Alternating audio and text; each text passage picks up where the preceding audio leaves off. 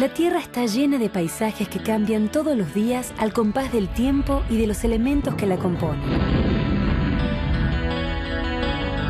En el sur de nuestro planeta, la Argentina es testigo de cómo el agua y el viento pueden provocar grandes cambios en la fisonomía de un paisaje cotidiano. Uno de los paisajes más típicos y reconocidos de la Argentina es el Río de la Plata, que nace en la confluencia del río Paraná y del río Uruguay, y tiene como límite una línea que une Punta Rasa en Argentina y Punta del Este en Uruguay.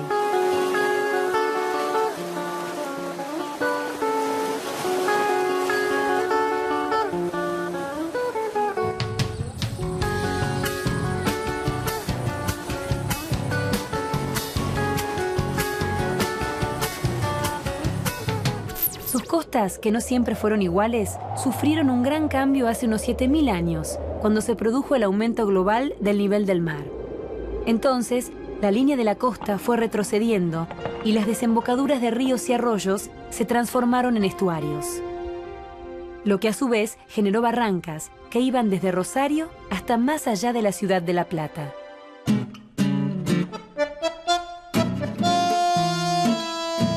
Todavía podemos encontrar esas barrancas en la ciudad autónoma de Buenos Aires, en el barrio de Belgrano, al oeste de la Avenida del Libertador y siguiendo la dirección de las avenidas Leandro N. Alem y Paseo Colón. Hacia el sur, en el Parque Lezama, es donde mejor se pueden ver.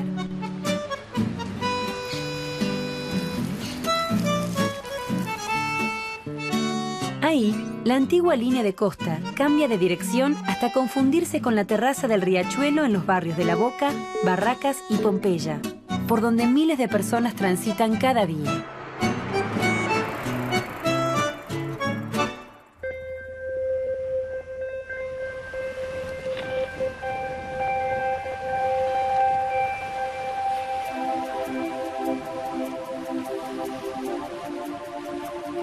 El Río de la Plata es tan extenso que no tiene ningún tipo de barrera que impida la acción del viento, del oleaje, de las mareas y de las corrientes.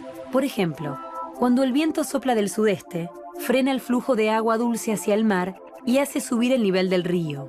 Y cuando sopla desde el oeste y el noroeste, empuja el agua dulce hacia el océano y hace bajar el nivel del río. Pero el fenómeno más conocido de todos ocurre cuando soplan vientos fuertes del sudeste, acompañados por intensas precipitaciones.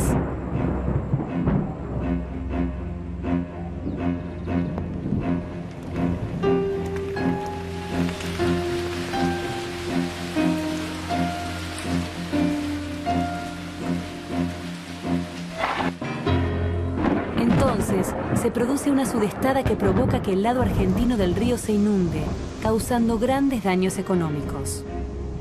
Hoy, los habitantes de las costas argentinas están acostumbrados a estos eventos naturales, que ya son típicos en el río que encontró su nombre de una forma bastante más accidentada.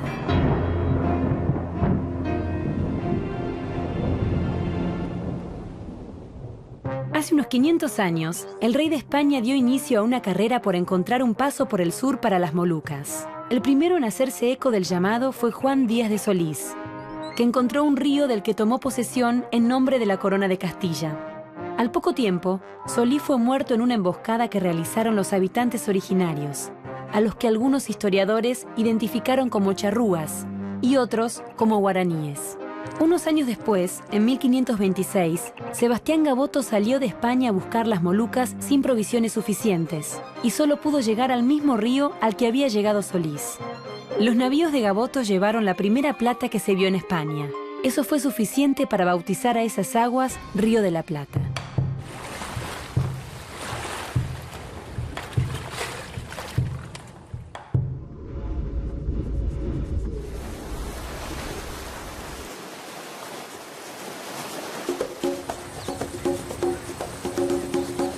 Hay quienes dicen que en determinados momentos las aguas del río adquieren un color plateado. En realidad, su color es el marrón castaño, producto de la gran cantidad de sedimentos que transportan las aguas desde el río Paraná y de sus ríos tributarios de la región andina.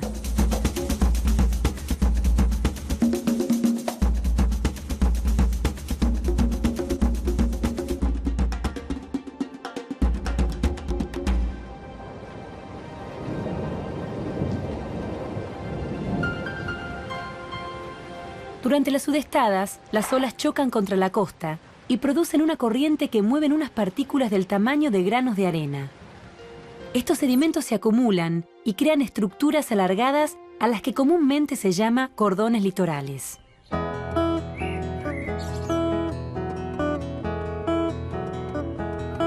También hay otro tipo de sedimentos, muchos más finos, que se acumulan en el fondo del río formando zonas de poca profundidad que son muy peligrosas para la navegación. Pero como los barcos no pueden dejar de transitar esas aguas, se recurre al dragado, es decir, a la extracción del sedimento del fondo en los canales del río. De esa forma, los barcos pueden pasar sin correr el riesgo de quedar atrapados entre esos ocultos y peligrosos bancos de diminutas partículas, tan comunes en la zona del Río de la Plata y del delta del Paraná.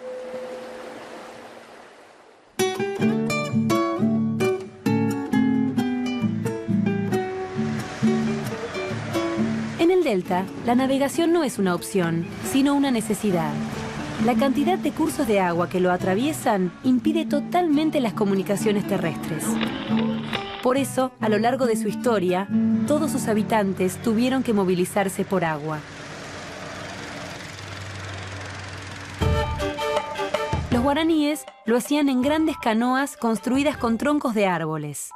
Los inmigrantes usaron embarcaciones de todo tipo, como los clásicos lanchones, barcos de borde bajo y mucha capacidad de carga que tienen en la parte posterior una pequeña cabina techada. Una variante de esa embarcación es la famosa lancha colectiva, que cada día transporta a cientos de personas a sus hogares en las islas.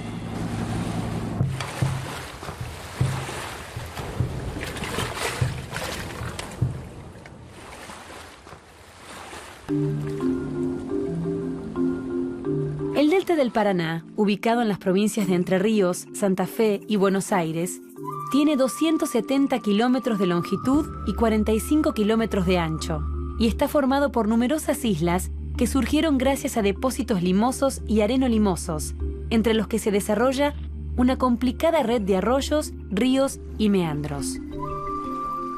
Los deltas surgen gracias a la acumulación en la costa de los sedimentos que transporta un río. Por eso, es común que surjan sobre las áreas costeras.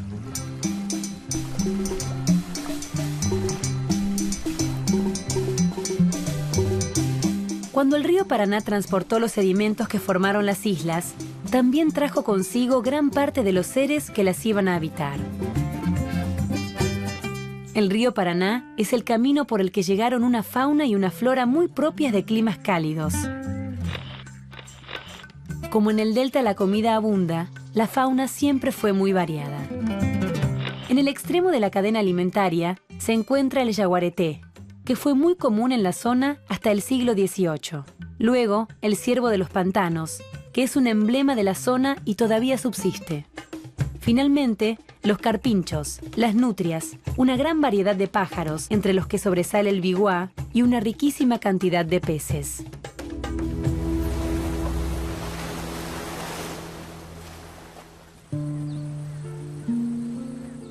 Sin embargo, la acción del hombre, la contaminación y la sobrepesca terminaron por amenazar la abundante fauna que hasta hace no mucho se paseaba despreocupada por la zona.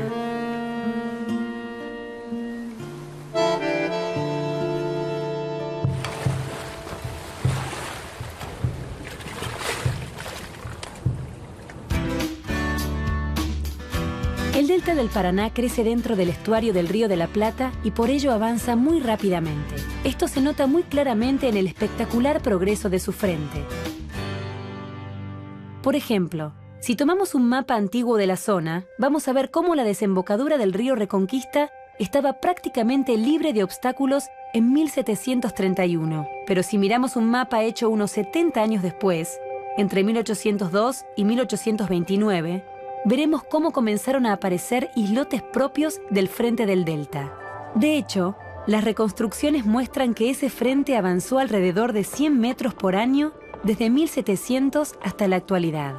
Dicho de otra forma, en los últimos 300 años, el frente del delta avanzó alrededor de 30 kilómetros. Lo cual no impidió que las inundaciones tengan una batalla constante con los habitantes del lugar.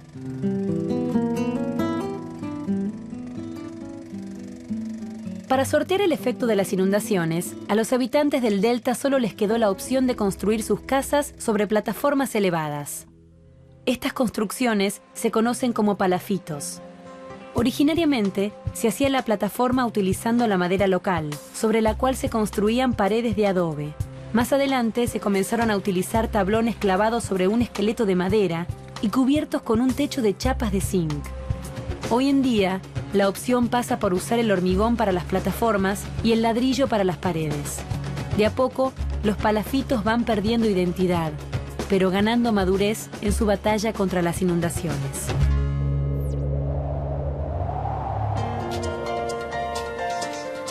La acción del viento y del agua, en forma de olas, corrientes y mareas, con sus temporales y sus repentinas inundaciones, no les quitó el enorme atractivo que poseen el Río de la Plata y el delta del Paraná.